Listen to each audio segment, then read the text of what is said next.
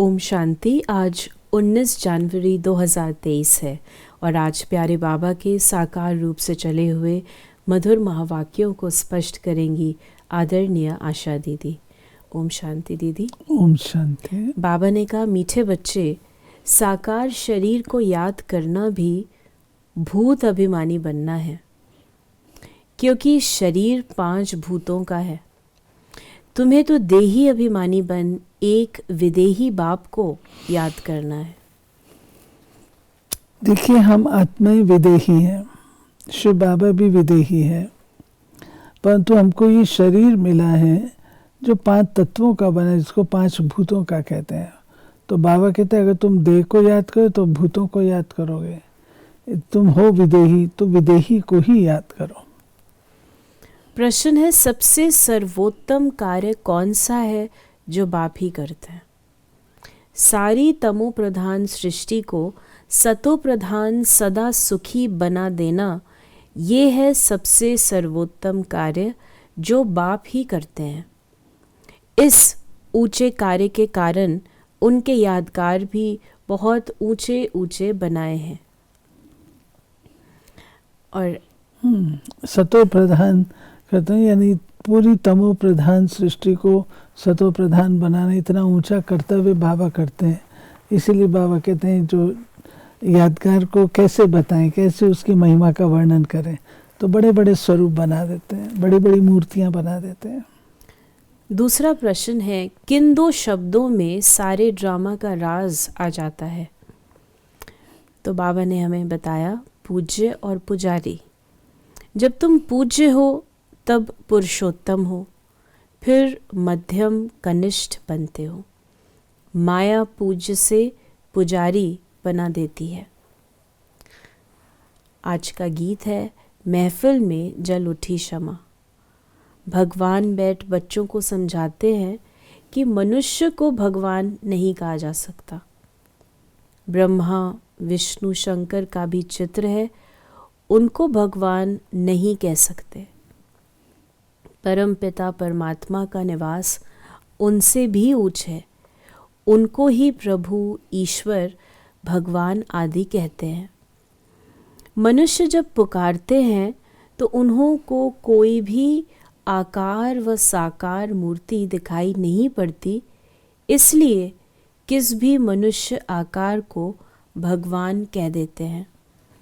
सन्यासियों को भी देखते हैं तो कहते हैं भगवान, परंतु भगवान खुद समझाते हैं कि मनुष्य को भगवान नहीं कहा जा सकता। ये एक बहुत इम्पोर्टेंट बात बाबा ने हम बच्चों को बतलाई है कि कदापि कोई भी देहधारी भगवान नहीं कहा सकता, मनुष्य को भगवान नहीं कह सकते।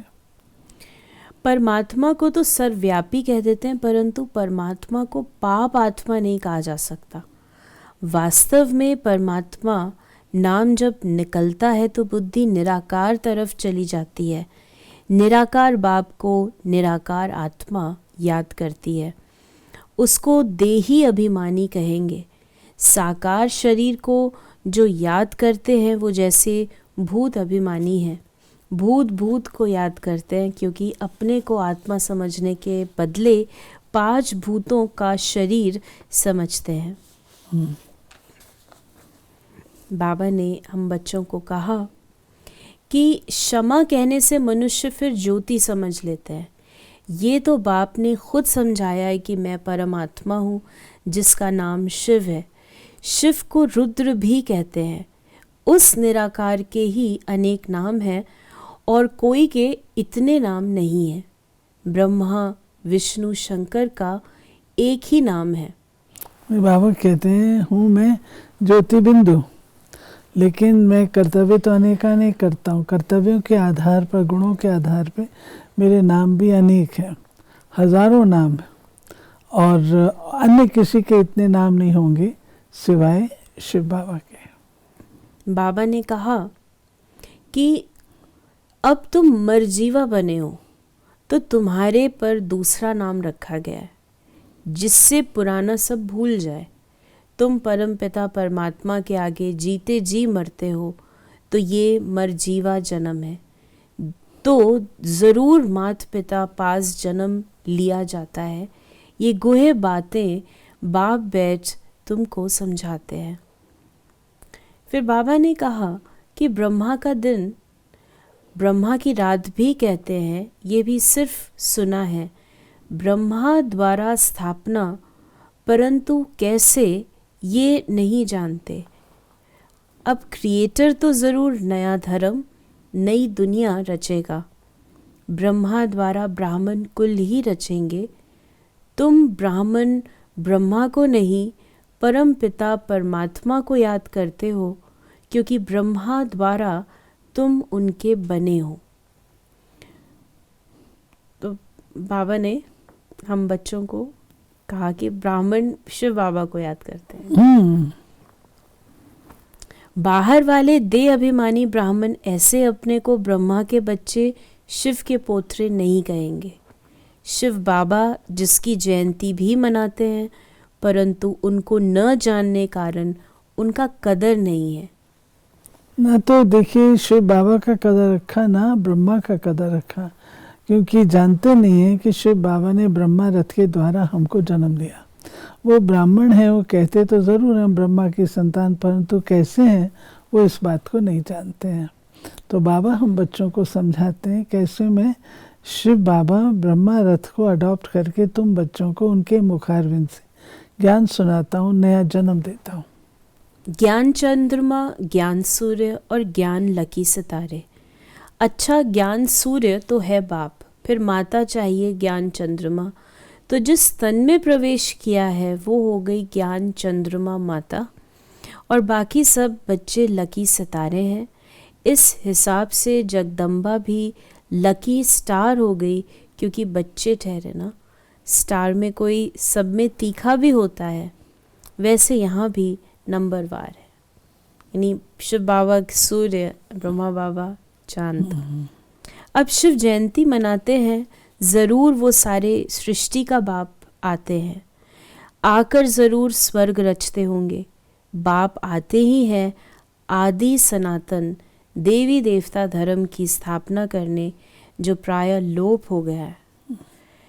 गवर्नमेंट भी कोई धर्म को नहीं मानती, कहते हैं हमारे कोई धर्म नहीं है। ये ठीक कहते हैं। बाप भी कहते हैं भारत का आदि सनातन देवी देवता धर्म प्राय लोप है, धर्म में ताकत रहती है। फिर बाबा ने कहा कि लक्ष्मी नारायण है पुरुषोत्तम, सभी पुरुषों से उत्तम। फिर नीचे उतरते हैं तो देवता से क्षत्रिय, क्षत्रिय से फिर वैश्य, शूद्र कनिष्ठ बनते हैं। सीता राम को भी पुरुषोत्तम नहीं कहेंगे। सभी राजाओं के राजा सर्वोत्तम सतो प्रधान पुरुषोत्तम है लक्ष्मी नारायण। ये सब बातें तुम्हारी बुद्धि में बैठी हैं। फिर बाबा ने हम बच्चों को कहा कि जिसकी जयंती अब मनाएंगे, तुम बता सकते हो कि आज से 5000 वर्ष पहले परमपिता परमात्मा शिव पधारे थे, नहीं तो शिव जयंती क्यों मनाते। परमपिता परमात्मा ज़रूर बच्चों के लिए सौगात ले आएंगे। कैसे बाबा जन्म लेते हैं, कैसे बाबा परकाय प्रवेश करते हैं, कैसे उनका अवतरण होता है, बाबा कहते हैं ये चीज़ समझाने योग्य है। बाबा ने कहा बाप आकर हीरे तुल्य बनाते हैं। ऐसे शिव बाबा को कोई भी नहीं जानते, कह देते सर्वव्यापी है, ये कहना भी भूल है। नैया पार करने वाला सद्गुरु एक है, डुबाने वाले अनेक हैं। सभी विषय सागर में डूबे हुए हैं, तब तो कहते हैं इस असार संसार विषय सागर से उस पार ले चलो जहाँ क्षीर सागर है। फिर बाबा ने हम बच्चों को कहा कि श्री कृष्ण ने कोई राजयोग नहीं सिखाया है, उन्होंने तो प्रारब्ध भोगी है। 8 जन्म सूर्यवंशी, 12 जन्म चंद्रवंशी, फिर 63 जन्म वैश्य शूद्रवंशी बने हैं। अभी सबका ये अंतिम जन्म है। ये श्री कृष्ण की आत्मा भी सुनती है, तुम भी सुनते हो। ये है संगम युगी ब्राह्मणों का वर्ण। फिर तुम ब्राह्मण से जाकर देवता बनेंगे। ब्राह्मण धर्म, सूर्यवंशी देवता धर्म और चंद्रवंशी क्षत्रिय धर्म, तीनों का स्थापक एक ही परम पिता परमात्मा है। तो तीनों का शास्त्र भी एक होना चाहिए। लेकिन तीनों का शास्त्र, बाबा ने कहा अलग अलग कोई शास्त्र है नहीं। ब्रह्मा इतना बड़ा, सभी का बाप है प्रजापिता, उनका भी कोई शास्त्र है नहीं। एक गीता में ही है भगवानुवाच, ब्रह्मा भगवानुवाच नहीं है। ब्रह्मा भगवानुवाच नहीं कहा गया कहीं पर भी, कहीं नहीं। भगवानुवाच कहा गया, परंतु ब्रह्मा भगवानुवाच नहीं कहा गया। बाबा ने कहा कि वहाँ चल के बाकी वहाँ की रस्म क्या है सो पूछना होता है। या तो बाबा कह देंगे, वहाँ के कायदे जो होंगे वो चल पड़ेंगे, तुमको पूछने की क्या दरकार। पहले मेहनत कर, अपना पद तो प्राप्त कर लो, लायक तो बनो, फिर पूछना। ड्रामा में कोई ना कोई कायदा होगा। अच्छा, बाबा ने हमें वरदान दिया, दिनचर्या की सेटिंग और बाप के साथ द्वारा हर कार्य एक्यूरेट करने वाले विश्व कल्याणकारी भव। दुनिया में जो बड़े आदमी होते हैं उनकी दिनचर्या सेट होती है। कोई भी कार्य एक्यूरेट तब होता है जब दिनचर्या की सेटिंग हो। सेटिंग से समय, एनर्जी सब बच जाते हैं। एक व्यक्ति 10 कार्य कर सकता है। तो आप विश्व कल्याणकारी जिम्मेवार आत्माएं हर कार्य में सफलता प्राप्त करने के लिए दिनचर्या को सेट करो और बाप के साथ सदा कंबाइंड होकर रहो। दिनचर्या सेट होती है तो सारे दिन सिस्टम में बन जाते हैं। तो जहाँ सिस्टम होता है वहाँ पर कार्य अधिक होता है।